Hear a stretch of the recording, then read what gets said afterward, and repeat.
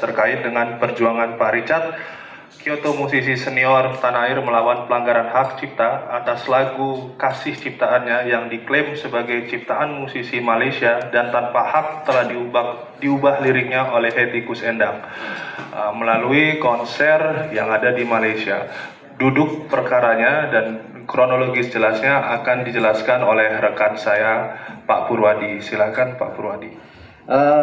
Baik, rekan-rekan wartawan.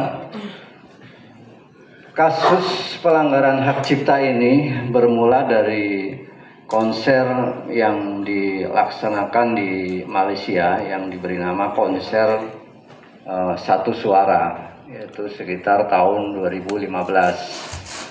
Nah, dalam konser tersebut penyanyi Ibu Hetty Koes Endang ini menyanyikan lagu yang berjudul Kasih. Ya, penciptanya Pak Richard Kyoto.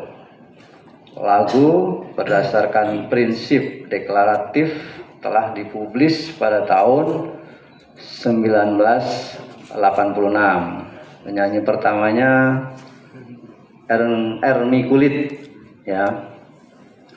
Kemudian Hetty Koes Endang sendiri pada tahun 90 menyanyikan lagu tersebut dengan versi keroncong.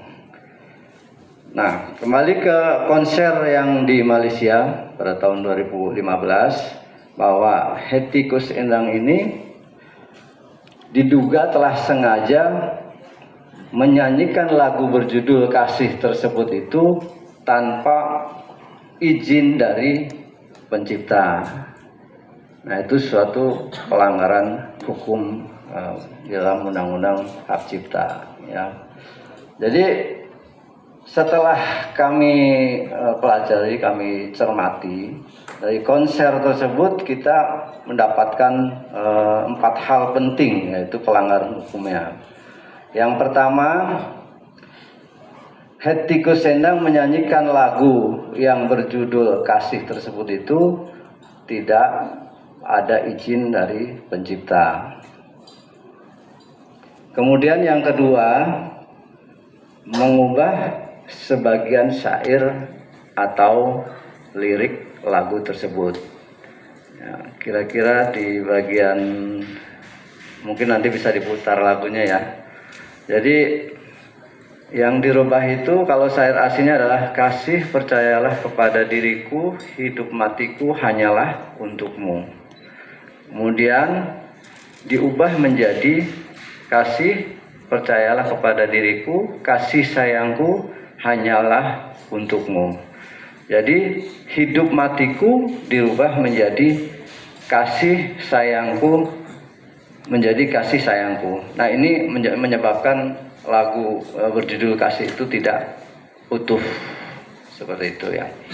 Kemudian poin yang ketiga, lagu tersebut telah didokumentasikan, kemudian digandakan dan kemudian diedarkan untuk kepentingan komersil. Ini diketahui sekitar atau sejak tahun 2018. Dan yang lebih parah lagi, ini kalau yang dibilang Pak Richard ini ada pencurian lagu. Jadi di dalam cover lagu tersebut itu, lagu Kasih itu dicantumkan nama penciptanya itu nama orang lain, bukan Richard Kyoto. Tetapi di sini disebutkan Nasir bin Muhammad, ya. Ini diduga kewarganegaraan Malaysia. Ya. Kemudian atas permasalahan tersebut, klien kami Pak Richard sangat keberatan dan kemudian menunjuk kami untuk melakukan upaya-upaya hukum, tindakan hukum, dan kami sudah melakukan somasi sebanyak 3 kali. Namun somasi kami boleh dikata diabaikan. Jadi dari pihak Hetty tidak ada respon yang positif, tidak ada itikat baik untuk menyelesaikan permasalahan pelanggaran hak cipta ini secara musyawarah kekeluargaan. Maka dengan kita berkumpul di sini, kami juga menyampaikan somasi secara terbuka, ya, paling lambat 7 hari supaya pihak HETI dan pihak-pihak terkait segera dapat mempertanggungjawabkan perbuatan. Pasal-pasal yang sangat prinsip diatur di dalam Undang-Undang Hak Cipta, yaitu masalah kalau kita lihat di dalam pasal 9, ya, saya bacakan ayat 1 bahwa pencipta atau pemegang cipta sebagaimana dimaksud dalam pasal 8 memiliki hak ekonomi untuk melakukan penerbitan ciptaan, pengadaan ciptaan dalam segala bentuknya,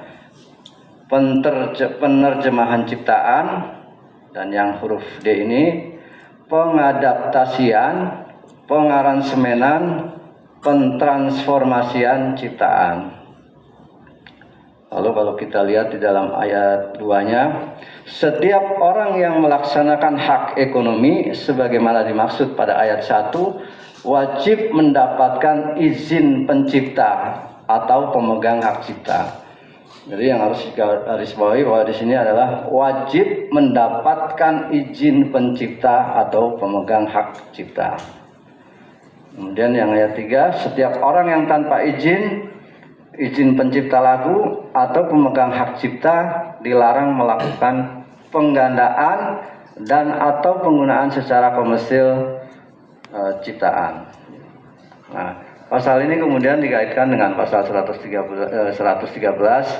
ayat 2. Setiap orang yang dengan tanpa hak atau tanpa izin pencipta atau pemegang hak cipta melakukan pelanggaran ekonomi pencipta sebagaimana dimaksud dalam pasal 9 ayat 1 huruf C, huruf D, huruf F, dan huruf H untuk penggunaan secara komersial dipidana sebagaimana pidana penjara paling lama 3 tahun dan atau pidana denda paling banyak 500 juta rupiah. Jadi setelah kami melakukan langkah-langkah dengan melakukan somasi kepada pihak HETI, sudah 3 kali tidak ada respon positif, maka dengan hari ini kita menyampaikan melalui media dengan harapan bahwa pihak HETI dan pihak-pihak terkait itu akan bertanggung jawab atau mempertanggungjawabkan perbuatannya secara hukum. Demikian sementara dari saya. 90-an itu setiap produser membawakan lagu kita untuk izin untuk penyanyi dia, itu mereka bayar.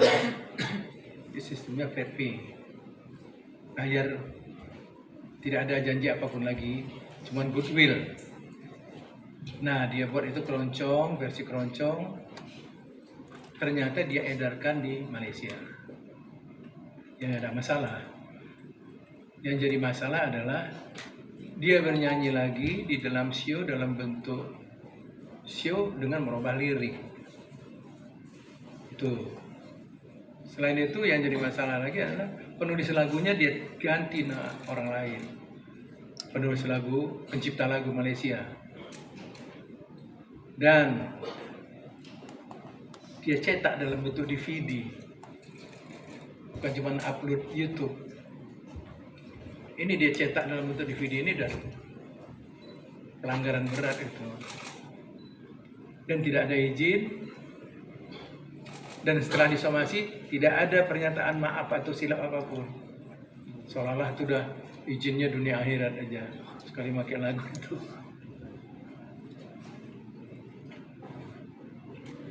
Ya baik Pak, sudah menjawab pertanyaannya. Bagi rekan-rekan media yang punya pertanyaan lagi, Saya baru tahu. Memang baru tahu, karena saya nggak mencari-cari ini. Tiba-tiba saya lihat YouTube dong. Kok ada konser, dan saya lihat ada lagu saya. Dan saya amati terus, kan kita bisa buka di YouTube itu kan. Ya. penulis lagunya siapa, kan ada kan di selengkapnya, kan ada, kalau kita klik kan ada kelihatan loh, ini penulis lagunya kok Nasir bin Muhammad, ya kan. Terus liriknya dirubah. Terus saya cari, dia jual dalam bentuk DVD, baru tahunnya tahun 2023 akhir. Saya beli Shopee, semua original ini. Dan setelah itu ya, ini pelanggaran betul. Kalau masih dia upload YouTube, kadang-kadang masih bisa aja lah kita maklumlah, silap kan. Tapi kalau gini bukan silap lagi, sengaja menurut saya. Nah, saya tidak mencari, saya tahu siapa produser yang memproduksi, Siti Nurhaliza sendiri. Kemudian yang mencetaknya itu Universal Malaysia. Di sini ada Universal tapi Indonesia ya. Wakil dia. Saya suruh adik saya menghubungin, tapi yang menghubungi manajernya Siti, menceritakan bahwa mereka ada buat kesalahan. Pada waktu itu tidak ditanggapin. Nah, saya bicara dengan lawyer, saya bilang ini kesalahan sangat-sangat salah. Akhirnya somasi Heti disomasi sampai 1, 2 kali, 3 kali. Ya tanggapannya ya, dia bercerita dia seorang penyanyi hebat. Jadi dia bilang dia tidak pernah buat kesalahan. Ya kalau ini gak salah ya gimana lagi salahnya, kan gitu kan. Nah, setelah dia tahu, dia kontak itu Malaysia. Tadi dia bilang dia tidak mau tahu, dia bukan urusan dia itu. Dia buang badan untuk Malaysia. Setelah Malaysia dikasih tahu, baru Universal hubungin. Bukan saya dihubungin, adik saya Rian Kyoto, mungkin tahu ya. Dihubungin, adik saya bilang kalian buat kesalahan. Ya kita sudah tariknya berapa tahun? Itu beredarnya 2018. Sudah berapa banyak orang yang megang? Akhirnya dia bilang, iya juga. Nah, dia minta waktu, tapi saat dia minta waktu, adik saya berangkat ke Mekah haji. Dia juga nggak ada hubungin. Saya nggak tahu dia mau, adik saya itu kan cuma saya kasih tahu untuk coba buat pernyataan begini, apakah mereka mengerti? Ternyata ya mereka paham, mereka salah. Terus dia mau hubungin adik saya bingung kenapa yang kau dihubungin? Kan dia nggak bisa memutuskan, kalau saya udah kuasakan ke lawyer saya kan gitu kan. Jadi akhirnya saya pikir ini udah nggak menganggap satu kesalahan, sudah tidak ada minta maaf. Kan biasanya orang minta maaf ya, salah ya. Dia bilang merubah lirik karena pada masa itu lagu itu tidak diterima di Malaysia karena lirik itu hidup matiku hanya untukmu, itu hanya untuk Allah Ta'ala. Nah, tinggi kali tingkat agama mereka, etinya. Cuman Allah yang untuk hidup mati. Ini saya bilang ini bahasa lagu, ya kan? Dia ganti kasih sayangku untukmu. Itu kan artinya beda. Cewek kalau kita rayu dengan kasih sayang itu dia nggak percaya, tapi kalau hidup mati itu percaya banget, gitu kira-kira ya kan. Jadi saya pikir kalau di Indonesia udah habis.